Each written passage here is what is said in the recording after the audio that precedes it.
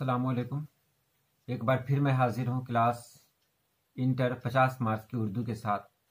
कल आपका इम्तहान होने वाला है, इसलिए मैंने सोचा कि आज एक ख़ास वीडियो आपके लिए हो।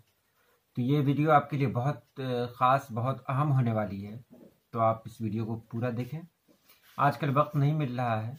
इंटर के एग्ज़ाम में एक इन्विजिलेटर के रूप में मैं भी शामिल हूँ, इसलिए बहुत कम फुर्सत मिलती है, इसलिए वीडियो अपलोड नहीं कर पा रहा हूँ मैं। ये बहुत ख़ास वीडियो होने वाली है, इसलिए आप इसको ज़रूर देखें। इससे पहले मैंने आपको बता दिया था उम्मीद की खुशी के बारे में। आज बागो बहार के बारे में मैं आपको बताता हूँ बागो बहार क्या है। तो बागो बहार आपने जाना ही कि बागो बहार एक किताब है जो तर्जुमा शुदा है। क़िस्सा चहार दरवेश का तर्जुमा किया था मीराबंद देहलवी ने। क़िस्सा चहार दरवेश को लिखने वाले हैं अमीर खुसरो। अमीर खुसरो ने अपने पीर मुर्शिद हज़रत निज़ामुद्दीन औलिया को जो दास्तान सुनाई थी, उसी को किताबी शक्ल में जब शाये किया गया तो उसका नाम पड़ा क़िस्सा चहार दरवेश। उसको फोर्ट विलियम कॉलेज के जो उर्दू के हेड थे, शोबे उर्दू के जो हेड थे जॉन गिलक्रिस्ट, उनकी फरमाइश पर मीराबंद देहलवी ने इसका उर्दू में तर्जुमा किया था, जिसका नाम पड़ा बागो बहार। जब इसका उर्दू में तर्जुमा किया जॉन गिलक्रिस्ट बहुत खुश हुए, तो इनाम के तौर पर 500 रुपया भी दिया था, और उसके पहले मीराबंद देहलवी को 40 रुपया महीने पर वहाँ मुलाजमत पे रखा भी गया था। तो इसकी जो अदबी खासियत है वो क्या है? तो इसमें 4 दरवेशों के किस्से बयान किए गए हैं। आज 2 सदी गुजर चुकी है इस किताब को शाये हुए, और इसकी मकबूलियत में कोई कमी नहीं आई है। इसकी जो ज़बान है बहुत आम फहम ज़बान है, और इसका अंदाज़ बहुत सादा अंदाज़ है, और हम इसे सादा नस्र भी कह सकते हैं। एक ज़माना गुजरने के बाद भी लोग इसे पढ़ते हैं, और पढ़ने के बाद इसके अंदर वही सब कुछ पाते हैं जो आज से 200 साल पहले था। तो इसकी खूबी यही है कि इसकी ज़बान बहुत आसान है। इसमें आसान मुहावरों का इस्तेमाल किया गया है, वो मुहावरे जो हम अपने रोज़मर्रा की ज़िंदगी में इस्तेमाल करते हैं, इसलिए बागो बहार आज भी मकबूल है। उसके बाद जो ख़ास है वो ये है कि सर सैयद अहमद ख़ान की अदबी खिदमात पे रोशनी डाली है। तो सर सैयद अहमद ख़ान के बारे में तो सब जानते हैं। सर सैयद अहमद ख़ान की पैदाइश 1817 में दिल्ली में हुई, और सर सैयद अहमद ख़ान ने अपनी सारी ज़िंदगी अलीगढ़ में गुजारी। उन्होंने मोहम्मडन एंग्लो ओरिएंटल कॉलेज की बुनियाद रखी, जो आगे चलकर अलीगढ़ मुस्लिम यूनिवर्सिटी से मशहूर हुआ ये इदारा। उन्होंने अंजुमन साइंटिफिक सोसाइटी भी खोला, जो बहुत मशहूर हुआ। उन्होंने एक रिसाला भी निकाला जिसका नाम था तहज़ीबुल अखलाक। देखिए, जो इम्तहान में आपके लिए ज़रूरी है वो मैं आपको बता रहा हूँ। इससे मैं ऐसी कोई बात नहीं कर रहा हूँ जिसमें तारीख है, जिसमें साल है, क्योंकि आप उसमें कंफ्यूज कर जाएंगे, भूल सकते हैं। इसलिए मैं वो बातें नहीं बता रहा हूँ, जो आप याद कर सकते हो सिर्फ उतना ही मैं बता रहा हूँ। तो उन्होंने तहज़ीबुल अखलाक नाम से एक रिसाला भी निकाला। ये रिसाला बहुत मकबूल हुआ। तहज़ीबुल अखलाक में जो मज़ामीन शाये होते थे वो इस्लाही मज़ामीन होते थे। उस वक्त हमारे हिंदुस्तान में मुसलमानों की हालत बहुत बदतर थी, और उस बदतर हालत की वजह सबसे ज़्यादा अगर कुछ थी तो तालीम की कमी थी। सर सैयद अहमद ख़ान ने इसे समझा और उन्होंने मज़मून लिखना शुरू किया। उन्होंने मुख्तसर मज़मून निगारी की बुनियाद डाली, और सर सैयद अहमद ख़ान के बाद हाली ने भी सर सैयद अहमद ख़ान की इक़्तिदा की, यानी सर सैयद अहमद ख़ान के नक्श कदम पर वो भी चले। हाली ने एक किताब लिखी जिसका नाम था हयात जावेद। वो सर सैयद अहमद ख़ान पे ही है। सर सैयद अहमद ख़ान की ज़िंदगी को इसमें बयान किया गया है। तो सबसे पहले ये जान लें कि सर सैयद अहमद ख़ान की जो खिदमात हैं वो क्या है। बहुत सारी खिदमात हैं उनकी। एक ये है कि उन्होंने अंजुमन साइंटिफिक सोसाइटी की बुनियाद डाली। उन्होंने मोहम्मडन एंग्लो ओरिएंटल कॉलेज, जिसको MAO कहा जाता है, उसकी बुनियाद डाली, जो आगे चलकर AMU यानी अलीगढ़ मुस्लिम यूनिवर्सिटी में तब्दील हुआ। साथ ही साथ उन्होंने जो मजमून निगारी की शुरुआत की वो बहुत ही मकबूल हुई। ये सिनफ उन्होंने मुख्तसर मजमून, उससे पहले जो मजमून लिखे जाते थे वो काफ़ी तवील होते थे वो सारे मजमून, लेकिन इन्होंने मुख्तसर मजमून ताकि लोग इसको आसानी से एक ही निशस्त में पढ़ लें। इन्होंने लोगों के अंदर बेदारी पैदा की, उनको बताया कि तालीम के बगैर हमारी ज़िंदगी नामुकम्मल है, अगर हम तरक्की चाहते हैं तो हमको तालीम पर ध्यान देना चाहिए। तो ये रहा सर सैयद अहमद ख़ान की अदबी खिदमत। अब आगे देखें, सर सैयद अहमद ख़ान के मज़मून उम्मीद की खुशी का मरकज़ी नज़रिया पेश कीजिए, जो पहले की वीडियो में मैं बता चुका हूँ। आगे देखें, मासूम बच्चे की माँ किस बात से खुश होती है? उम्मीद की खुशी से ही जुड़ा हुआ ये सवाल है। मासूम बच्चे की माँ किस बात से खुश होती है? तो मासूम बच्चे की माँ सबसे ज़्यादा खुश तब होती है जब उसका छोटा सा बच्चा अपने नन्हे नन्हे हाथों को उठाकर अल्लाह पाक से दुआ मांगता है।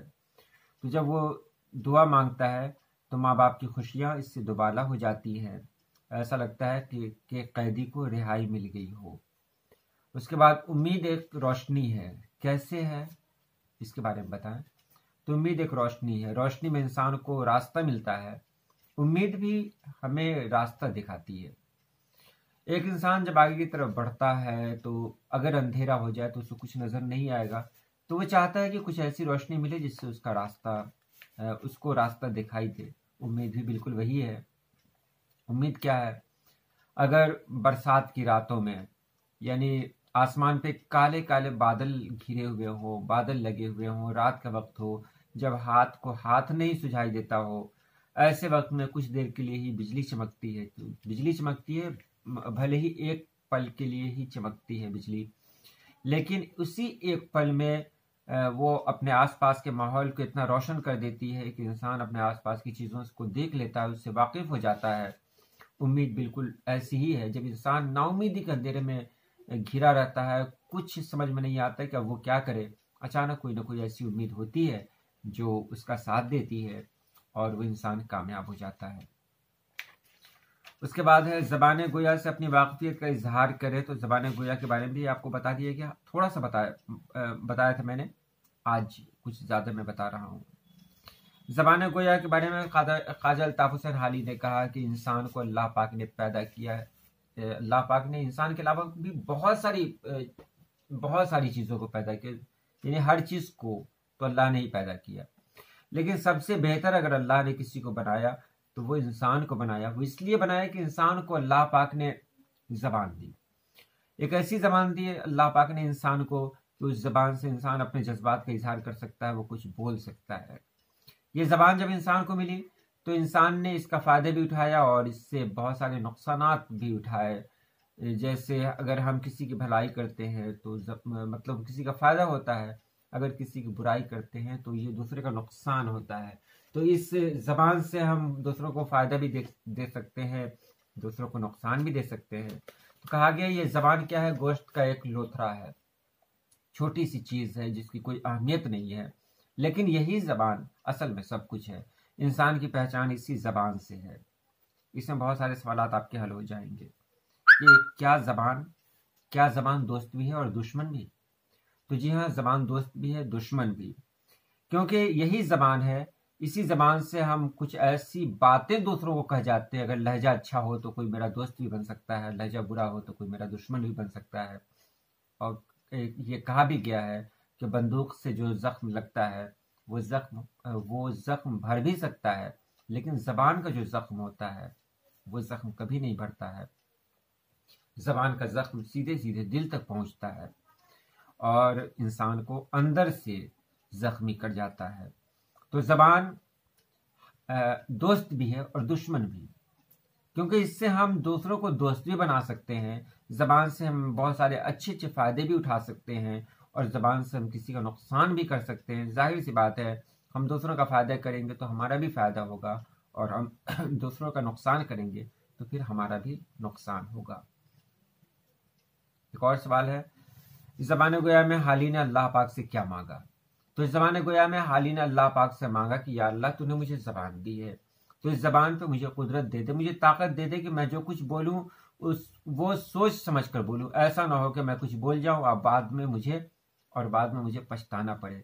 अल्लाह इस ज़बान को मेरे काबू में रख और ज़बान पे मेरा अख्तियार दे, ताकि मैं जो कुछ भी बोलूँ सोच समझ कर बोलूँ, मेरी ज़बान से किसी को तकलीफ़ ना हो। इसलिए फिर जब तेरे सामने तेरे दरबार में आना पड़े तो ऐसा ना हो कि इस ज़बान की वजह से शर्मिंदगी उठानी पड़े। तो ये ज़माने गोया का रहा। उसके बाद ख्वाजा अल्ताफ़ हुसैन हाली के बारे में तो आपने जाना ही। ख्वाजा अल्ताफ़ हुसैन हाली पानीपत में पैदा हुए थे और ख्वाजा अल्ताफ़ हुसैन हाली के बारे में बहुत सारी वीडियो पहले भी बन चुकी है, इसलिए मैं उसमें वक्त नहीं गुजारूंगा। अब आगे चलता हूं मैं कि रात लाल किले में कोहराम मचा था। क्या एक रात लाल किले में कोहराम मचा था या फिर लाल किले में कोहराम क्यों मचा था? ये ख्वाजा हसन नज़ामी, जिनकी पैदाइश 1879 ईस्वी में हुई, दिल्ली में हुई, उनका मजमून है बिनते बहादुर शाह, जो आपको पढ़ना है उसी में है कि रात में लाल किले में क्या कोहराम मचा था।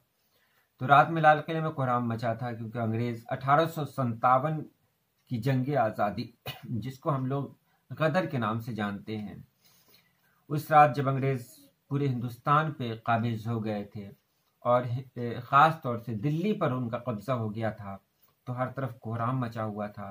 बहादुर शाह जफ़र लाल किले में बेचैन हैं।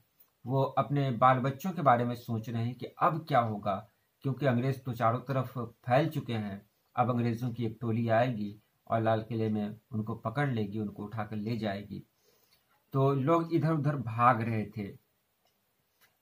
रात के अंधेरे में गोलियां चलने की आवाज़ आ रही थी, लोगों के रोने की आवाज़ें आ रही थी। ऐसे में बहादुर शाह जफ़र अपने लोगों को बुलाते हैं, ख़ानदान वालों को बुलाते हैं और कहते हैं कि देखो, तुमको मैं अल्लाह पाक के सुपर्द करता हूँ, तुम जाओ यहाँ से कहीं और चले जाओ। वो बताते हैं कि मेरठ में हकीम फैज़ अली हैं, तुम उनके पास चले जाना, वहाँ मेरा नाम कहना, वो तुमको अपनी पनाह में रख लेंगे।